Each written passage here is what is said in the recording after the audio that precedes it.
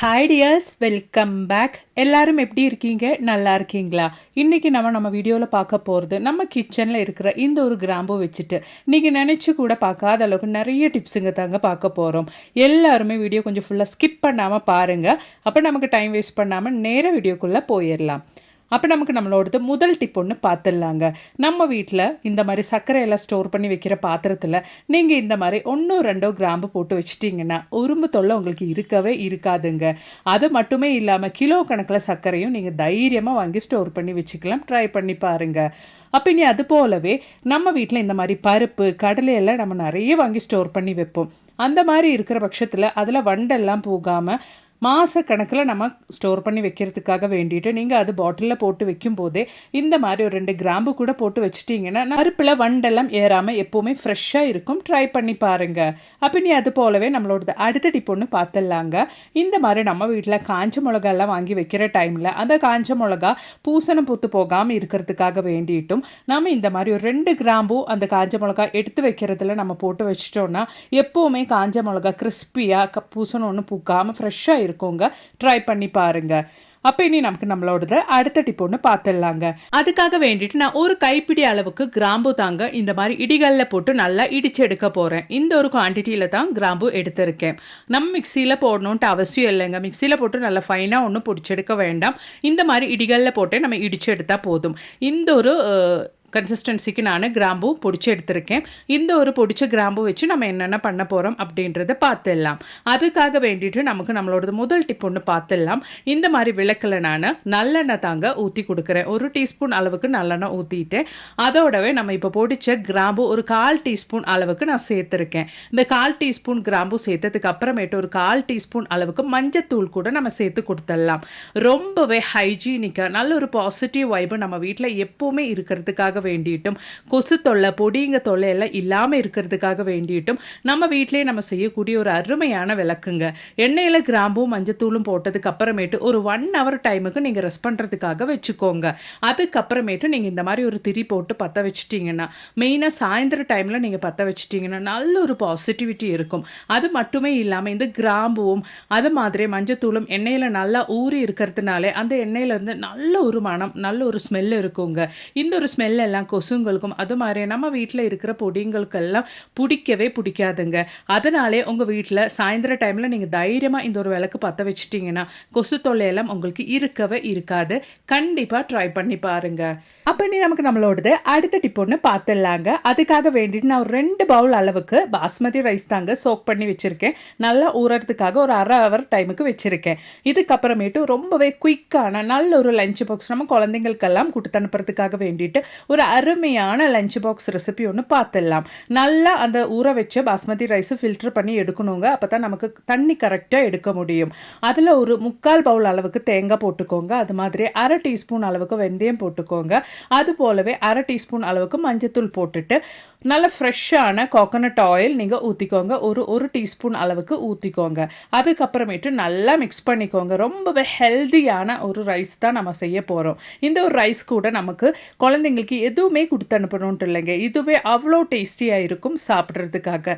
நம்ம இப்போ சேர்த்து கொடுத்த இன்க்ரீடியன்ட்ஸ் எல்லாம் நல்லா மிக்ஸ் பண்ணி விட்டதுக்கு அப்புறமேட்டு இன்னொரு இன்க்ரீடியன்ட்ஸ் கூட நம்ம இதில் சேர்க்கணும். அதுக்கு முன்னாடி தேவையான அளவுக்கு தண்ணி சேர்த்து கொடுத்துடலாம். நம்ம இப்போ 2 பவுல் அளவுக்கு பாஸ்மதி ரைஸ் அப்படின்றதுனால இது நல்லா நம்ம ஊற வைக்கவும் செஞ்சுருக்கோம். அதனால நம்ம ஈக்குவல் குவான்டிட்டியில் தண்ணி எடுக்கணுன்ட்டு அவசியம் இல்லைங்க. 3 பவுல் அது மாதிரியே ஒரு 3/4 பவுல் அளவுக்கு தண்ணி மட்டுமே நம்ம எடுத்தால் போதும்.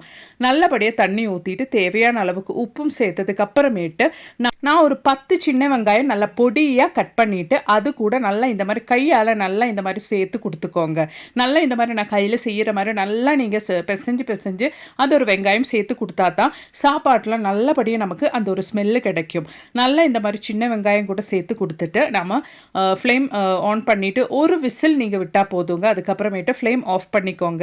இந்த ஒரு டைமில் தான் நான் சால்ட் சேர்த்து கொடுக்குறேங்க. தேவையான அளவுக்கு சால்ட்டு நீங்கள் சேர்த்து கொடுத்துக்கோங்க. ரொம்பவே குயிக்காக அது மாதிரியே நல்ல டேஸ்டியான குழந்தைங்களும் விரும்பி சாப்பிடக்கூடிய ஒரு அருமையான கோகோனட் ரைஸ் தாங்க இது. கண்டிப்பாக நீங்கள் வீட்டில் ட்ரை பண்ணி பாருங்கள். கேரளாலெல்லாம் ஃபேமஸாக இருக்கிற கோகோனட் ரைஸ் தான் இது. கண்டிப்பாக நீங்கள் ட்ரை பண்ணி பாருங்கள் ஃப்ரெண்ட்ஸ். அவ்வளோதான், குக்கர் மூடி போட்டு ஒரு விசில் மட்டுமே நம்ம விட்டால் போதும். பாருங்கள், நல்ல அருமையான பர்ஃபெக்டான பாஸ்மதி ரைஸில் செஞ்ச கோகோனட் ரைஸ் இங்கே ரெடி ஆயிருச்சு.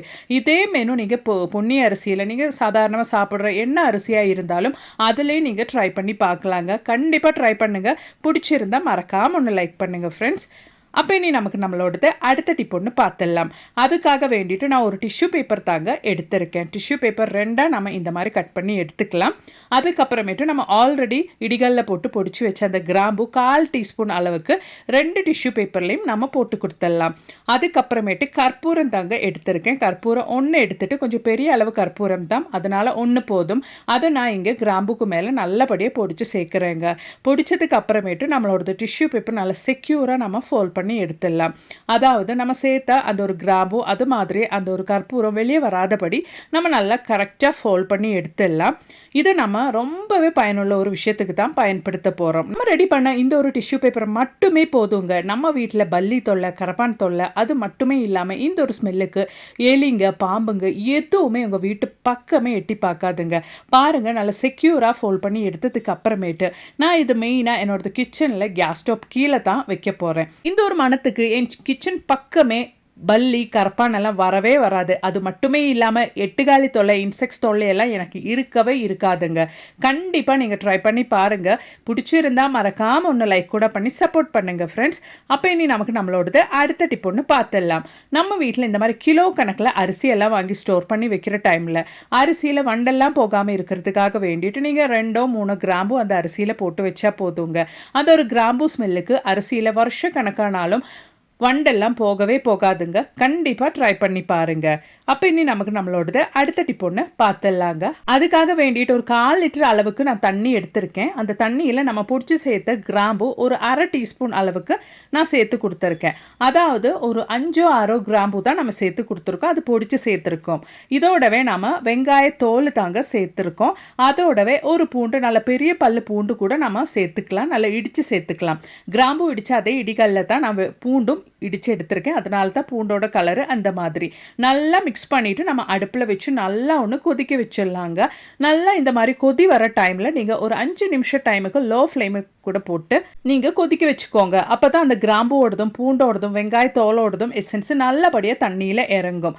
அவ்வளோதான், நம்மளோடது சொல்யூஷன். நல்லா 5 மினிட் டைமு கூட நம்ம லோ ஃப்ளேமில் போட்டு குக் பண்ணி எடுத்துட்டோம். இதுக்கப்புறமேட்டு ஒன்று மீடியமாக ஆறுனதுக்கு அப்புறமேட்டு தான் நம்ம இந்த ஒரு சொல்யூஷன் பயன்படுத்த போகிறோம். இப்போ நம்ம ஃப்ளேம் ஆஃப் பண்ணிக்கலாங்க.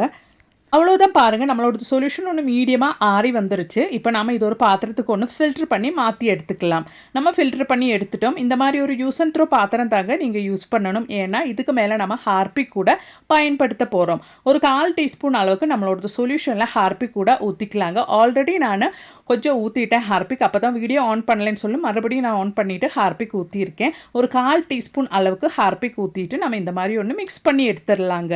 ரொம்பவே பயனுள்ள ஒரு சொல்யூஷன் தாங்க இது. இந்த ஒரு சொல்யூஷன் மட்டுமே போதும். நம்ம வீட்டில் இதுக்கப்புறமேட்டு எலி, பெரிச்சாழி, பாம்புங்க, பல்லி தொல்லை எதுவுமே இருக்காதுங்க. இதோடவே இந்த சொல்யூஷனில் நம்ம ஒரு 1/4 டீஸ்பூன் அளவுக்கு காயப்பொடி கூட நம்ம சேர்த்து கொடுத்துடலாங்க. உங்ககிட்ட காய கட்டி இருந்தால் அது கூட நீங்கள் கரைச்சி சேர்த்துக்கலாம். நான் இங்கே காயப்பொடி தான் ஒரு 1/4 டீஸ்பூன் அளவுக்கு இந்த ஒரு சொல்யூஷனில் சேர்த்து கொடுத்துருக்கேன். நல்லபடியாக மிக்ஸ் பண்ணிவிட்டு ஒரு 1 ஹவர் டைமுக்கு நம்ம அப்படியே வச்சதுக்கு அப்புறமேட்டு ஒரு ஸ்ப்ரே பாட்டில்லையோ இல்லைன்னா இந்த மாதிரி ஏதோ ஒரு பாட்டிலில் நீங்கள் ஊற்றிட்டு இது பயன்படுத்திக்கலாம். இந்த மாதிரி பர்பஸுக்கு நான் யூஸ் பண்ணுறது என்கிட்ட தீர்ந்து போன விம் லிக்விட் டிஷ்வாஷோட பாட்டில் தாங்க. அதுக்காக வேண்டிட்டு நம்ம ஸ்ப்ரே பாட்டிலே பயன்படுத்தணும்னு அவசியம் கிடையாது. இந்த மாதிரி பாட்டில் கூட நம்ம யூஸ் பண்ணி பயன்படுத்திக்கலாம். அவ்வளோதான், நான் பாட்டிலில் ஊற்றியாச்சு. இந்த ஒரு சொல்யூஷன் நம்ம மாச கணக்கில் கெட்டு போகாமல் பயன்படுத்திக்கலாம். இப்போ நம்ம ரெடி பண்ண இந்த ஒரு சொல்யூஷன் நம்ம எப்படி பயன்படுத்த போகிறோம் அப்படின்றது கூட நம்ம பார்த்துடலாங்க. நம்ம வீட்டுக்கு சுற்றிலும் நமக்கு எலிங்க தொல்லை, பெருச்சாயங்க தொல்லை, பாம்பு தொல்லை, பல்லி தொல்லை உங்களுக்கு எங்கெங்கே இருக்கோ அது மட்டுமே இல்லாமல் இந்த ஒரு சொல்யூஷன் நீங்கள் யூஸ் பண்ணிட்டீங்கன்னா உங்களுக்கு கரப்பான் தொல்லை, எட்டுக்காலி தொல்லை, இன்செக்ட்ஸ் தொல்லை எல்லாம் இருக்கவே இருக்காது. ஒரு டைம் இல்லைங்க, கண்டினியூஸாக நீங்கள் ஒரு 4-5 டைம் இந்த ஒரு சொல்யூஷன் பயன்படுத்திட்டீங்கன்னா அதுக்கப்புறமேட்டு உங்கள் வீட்டு சுற்றிலும் உங்களுக்கு இந்த மாதிரி எலி, பெருச்சாழி, பல்லி, பாம்பு எதுவுமே பார்க்கறதுக்கே இருக்காது. இதுங்களையெல்லாம் கொல்லாமல் உங்கள் வீட்டு பக்கமே வராதபடி செய்யக்கூடிய ஒரு அருமையான டிப்புங்க. கண்டிப்பாக ட்ரை பண்ணுங்க. பிடிச்சிருந்தா மறக்காமல் உங்கள் ஃப்ரெண்ட்ஸ் அண்ட் ஃபேமிலி கூட ஷேர் பண்ணி சப்போர்ட் பண்ணுங்கள் ஃப்ரெண்ட்ஸ். அது மாதிரி நிறைய வீடியோஸ் நான் என் சேனலில் ஆட் பண்ணியிருக்கேன். அது கூட கொஞ்சம் செக் பண்ணுங்கள். பிடிச்சிருந்தா மறக்காமல் ஒன்று லைக் பண்ணுங்கள் ஃப்ரெண்ட்ஸ். தேங்க்ஸ் ஃபார் வாட்சிங்.